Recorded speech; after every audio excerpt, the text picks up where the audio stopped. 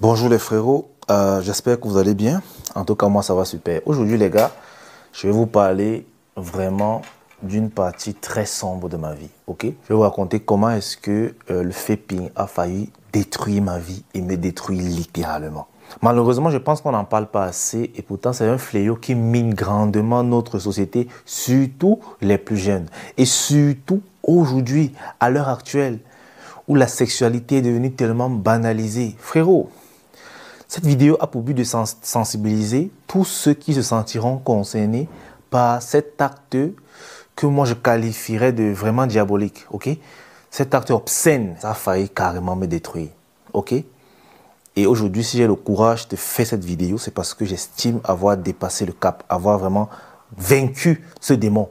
Oui, actuellement, il est toujours à l'intérieur de moi, mais il est emprisonné, mon frère. Et je peux te dire que ces barres de fer sont en titane. Pour qu'il les brise, il doit être très fort. Les frérots, mon histoire commence en fac. Je pense à la première année de faculté. À cette période-là, ça ne m'intéressait pas du tout cette pratique. Je la connaissais, mais honnêtement, ça ne m'intéressait pas. Chaque jour au quartier, aux heures off d'études, il ne faisait que parler de ça. Et c'était les gars que dans les blagues, ils racontaient comment quand tu fais tes yeux, tu vois la lune, tu vois Marie, tu vois Joseph, tu vois... Bref, chaque jour, ils parlaient de ça. Et j'étais dans une période kangatique, c'est-à-dire une période de zachet, où j'étais un affamé sexuel. Oui, à ce moment-là, ça n'allait plus. Du coup, je me suis dit que, pourquoi pas essayer?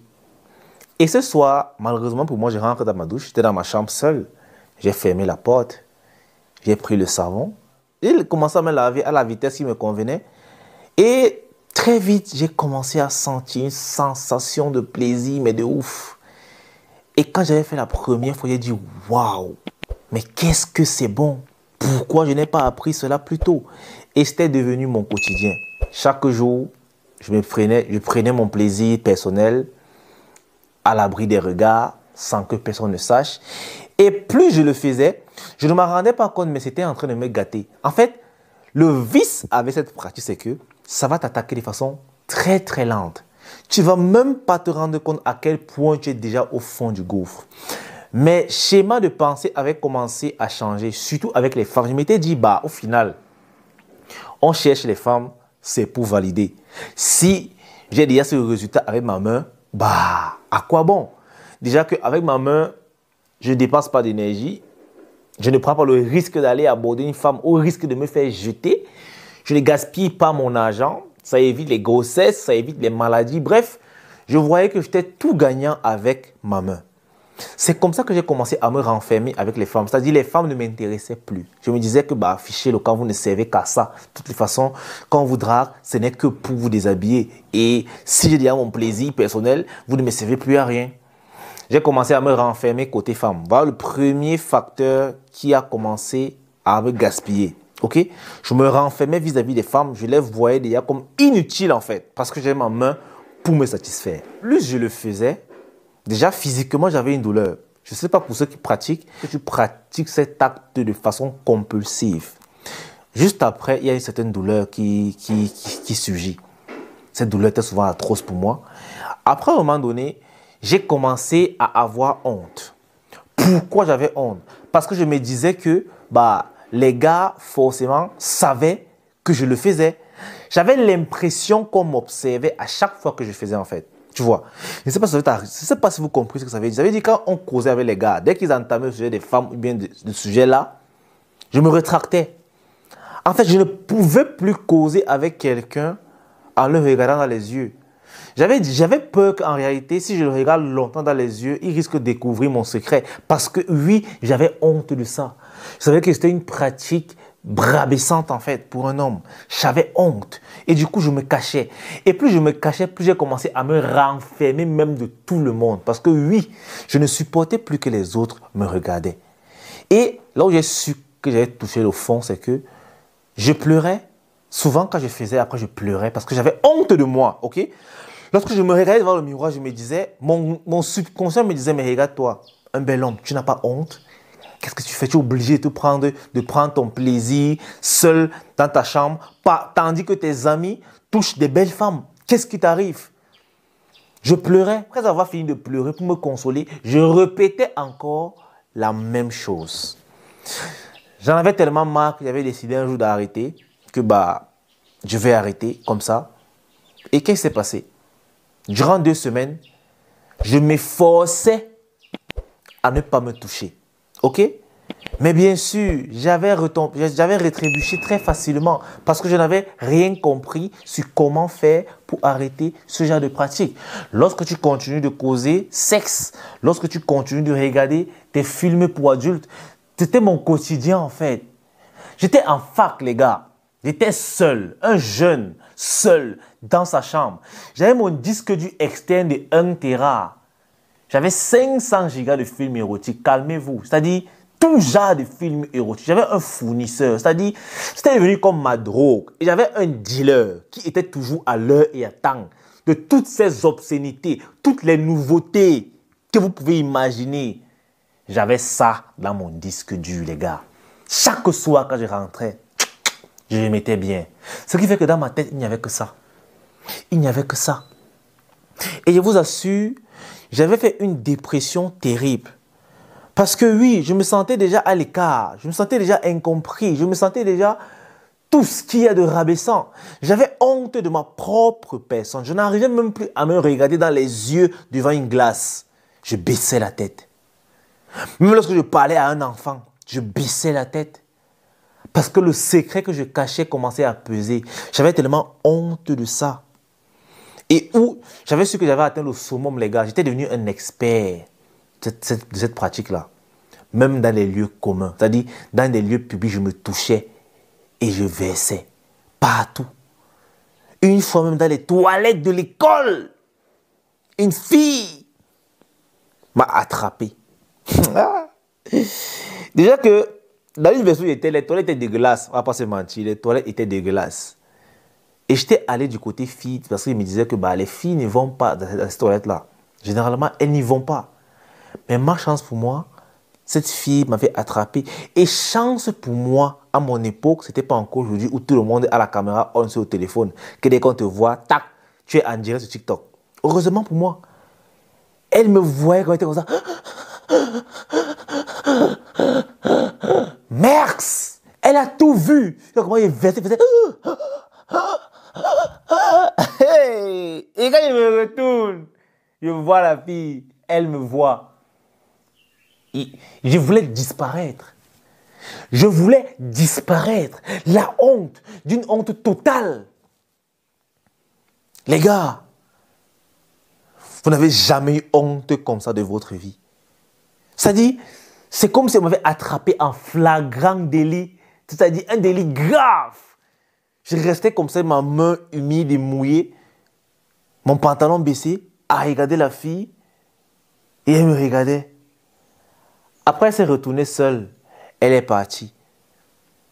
Frère, de toute façon, j'ai esquivé cette fille au campus. C'était grave. Et c'est où j'ai décidé qu'il fallait que j'abandonne. Et j'ai établi une procédure. J'ai suivi une procédure stricte pour abandonner. La première chose qui m'avait aidé à abandonner, c'était déjà le fait qu'elle m'ait attrapé. Ensuite, j'ai compris qu'en réalité, toutes les envies n'ont pas besoin d'être satisfaites. Parce que oui, j'étais dans un mode où on disait, à l'école, on était jeunes, 18 ans, 19, 20 ans, on se disait que un gars qui ne couche pas avec une femme, un gars qui ne jouit pas, c'est pas un gars. Vous voyez? Du coup, j'étais dans cette optique-là que je devais absolument aussi jouir pour prouver que j'étais un gars.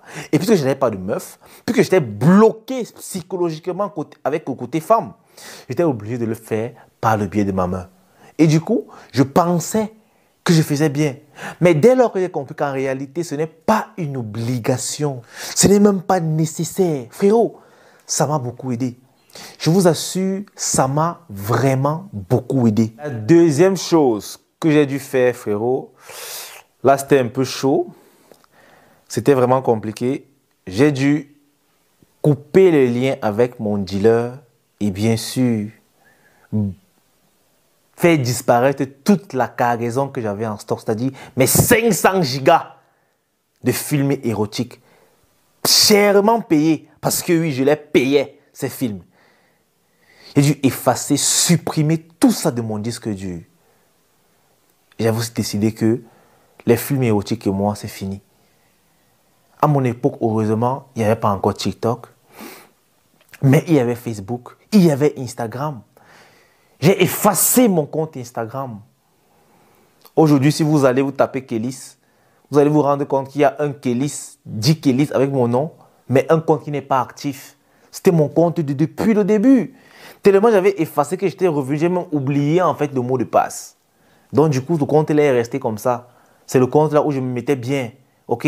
J'ai regardé les filles très très sexy. Il n'y avait pas encore les reels. C'était seulement les photos d'un genre. Ouais, avec Facebook.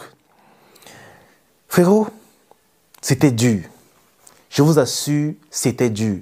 C'est un peu comme un junkie qu'on prive de sa substance. Il peut devenir bête, il peut devenir fou. Et c'est où la suite devient intéressante. Parce que si tu fais ça, et que mon gars, tu ne t'occupes pas, tu es mort. Frérot, tu es mort. La meilleure chose qui m'aidait à passer le temps, frérot, c'était de m'occuper. Par exemple, je faisais mes devoirs, je lisais, j'apprenais. Ou bien je voyais des vidéos de motivation. C'est à ce moment que j'ai commencé à être accro sur les vidéos de motivation de YouTube. Et je suivais Fearless Soul. Je ne sais pas si vous le savez, si vous le connaissez. Il est populaire sur YouTube. À travers sur Spotify, il est partout. Chaque jour, frérot, matin, midi, soir, j'écoutais Fearless Soul dans mes écouteurs. C'était lui partout. Il m'a beaucoup aidé. Les vidéos de motivation m'ont beaucoup accompagné durant mon processus de combat contre ce démon. Parce que oui, dès que ton esprit vadrouille un peu, tu vas retomber là-bas. Le but, c'était de ne même plus penser en fait à ça. Il fallait faire tout pour ne plus y penser. Et je vous assure que ça a été vraiment bénéfique pour moi. Ok? La chose suivante que j'ai dû faire par la suite, c'était d'éviter de durer aux toilettes. Et ça, les gars, ça m'a aidé de ouf. Jusqu'à aujourd'hui, lorsque je me douche, j'ai pas 5 minutes aux toilettes. J'ai gardé cette habitude-là de façon instinctive. Parce que les gars, avant, lorsque je partais sous la douche, je pouvais faire 30 minutes. Parfois, je me frappais lorsque mes amis étaient dans la chambre. Vous savez, c'est une chambre moderne. Il y a la chambre, il y a les toilettes. Lorsque j'ai envie de faire et que mes amis sont là, je dis que je vais à la douche, j'allume la colonne. Frérot, pendant que l'eau de la colonne distrait les gars qui pensent que je me lave, quand ça touche le sol, je suis en train de faire même 3 coups avant de ressortir. 30 minutes à la douche. Les gars me disaient, mais Kelly, c'est une femme, pourquoi tu dures à la douche comme ça? Je me lavais à la vitesse qui me convenait, les gars. Et j'ai compris que si je voulais tuer le démon, je devais éviter de durer à la douche. Ce qui fait que je ne faisais plus 5 minutes à la douche. Et chose que j'avais encore fait, c'est que je ne fermais plus la porte de ma douche. Que je sois seul ou pas dans la chambre, je me lavais la porte de la douche ouverte. Je me disais, si la porte est ouverte, j'aurais du mal à tenter. Parce que je vais toujours croire que quelqu'un peut entrer à l'improviste et m'attraper. Et puisque je ne voulais plus avoir la honte de ma vie que j'avais eue dans les toilettes du campus avec cette fille, frérot, ça m'a aidé. Quand je me douchais, frère, je laissais la porte de la douche ouverte et je ne durais pas à la douche. Je ne durais pas sous la douche, les gars. J'étais rapide et ça m'a vraiment aidé. Et aussi, il y a une chose qui m'a grandement aidé, ça vous le savez depuis, frérot, c'est le sport. Ok? En fac, je ne faisais pas encore, je n'avais pas encore commencé la muscu, mais chaque 5 heures, souvent, je me réveillais.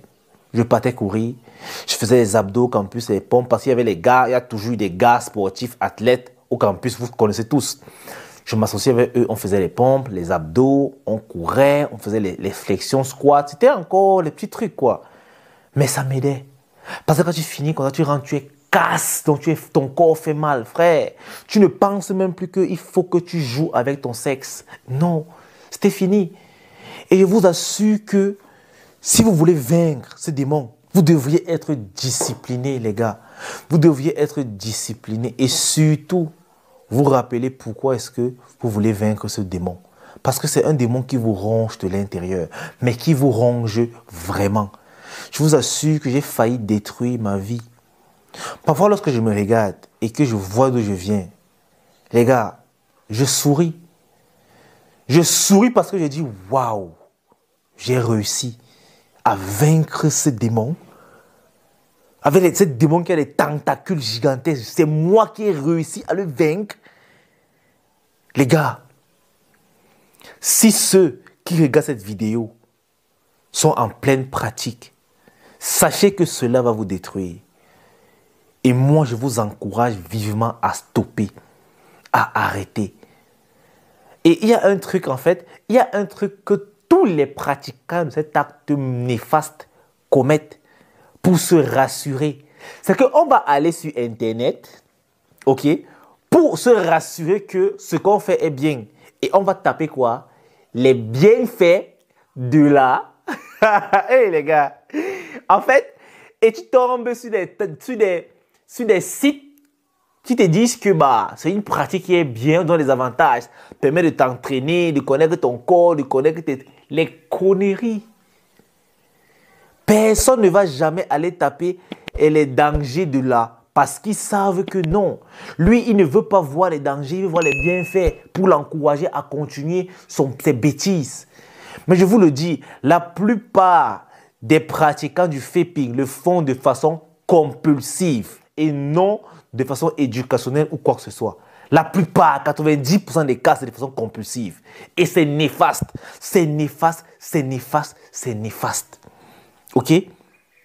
Je vous assure que ça peut vous faire perdre confiance en vous, mais d'une façon où, je vous assure, en fait, vous ne réalisez pas. Moi, je l'ai vécu. Je ne parle pas pour parler, je parle en connaissance de cause. Je l'ai vécu, les gars. Et je peux vous dire un truc, un homme qui n'a pas confiance en lui ne peut rien accomplir de sa vie. Si tu perds la confiance en toi, tu as perdu ta vie. Et c'est ce à quoi le vaping s'attaque. Il s'attaque direct à ta confiance en soi. Parce que dès lors que tu as quelque chose à te reprocher, tu agis de façon suspecte. Les gars, franchement, laissez ça. Il n'y a rien de bon là-bas. Laissez ça. Moi, je vous encourage à sortir et aborder les femmes. Je vous encourage. Mais ne soyez pas des affamés sexuels. Et ce que j'ai constaté, c'est que plusieurs jeunes sont affamés aujourd'hui parce qu'ils sont victimes de l'hypersexualisation de la société.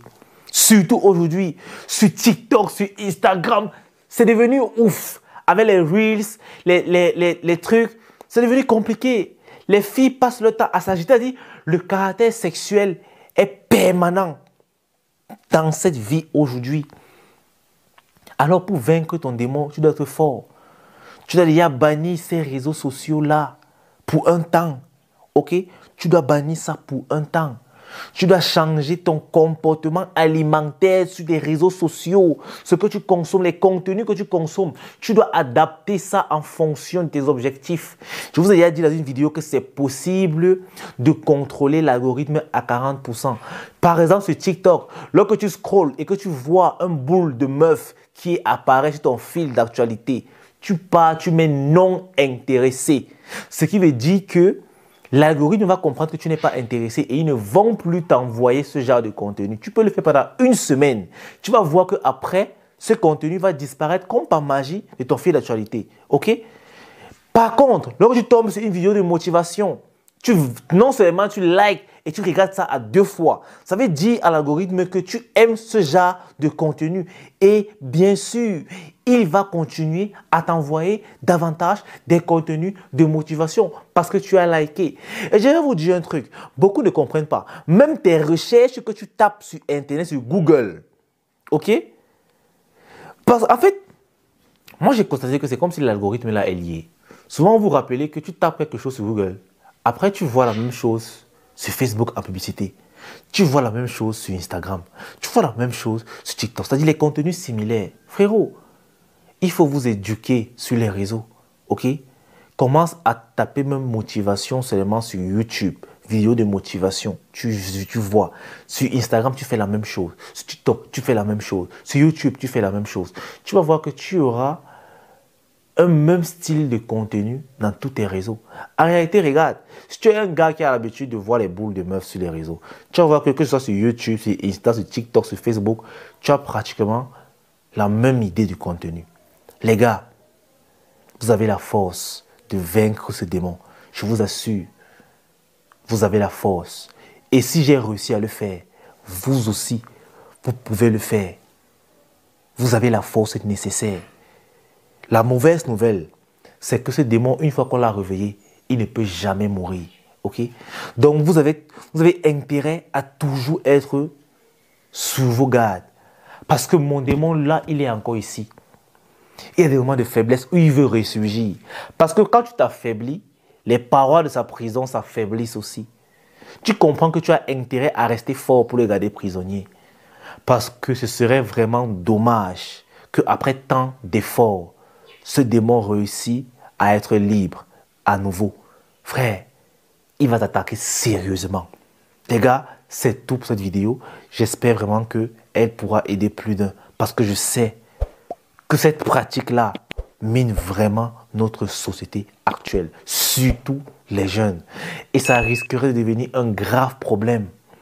Parce que lorsque la jeunesse est frustrée, elle ne peut rien accomplir. Et la frustration des hommes commence par là. En majeure partie, ça a toujours un lien avec les femmes et cette pratique obscène. Les gars, battez-vous pour vaincre ce démon-là.